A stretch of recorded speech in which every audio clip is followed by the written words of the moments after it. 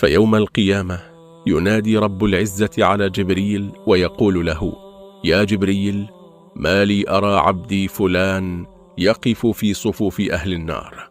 فيقول له جبريل عليه السلام: لم أره يا ربي يعمل شيئا يجعله من أهل الجنة. فيقول رب العزة: يا جبريل، إني سمعته في الدنيا يقول: يا حنان يا منان. فاذهب إليه واسأله من هو الحنان المنان الذي كان يقصده. فقال له جبريل عليه السلام: قلت مرة يا حنان يا منان، فمن كنت تقصد؟ قال الرجل: وهل هناك حنان أو منان سوى الله؟ فيرجع جبريل إلى رب العزة فيخبره، فيقول له الله عز وجل: اذهب إليه يا جبريل وخذ بيده وضعه في صفوف أهل الجنة.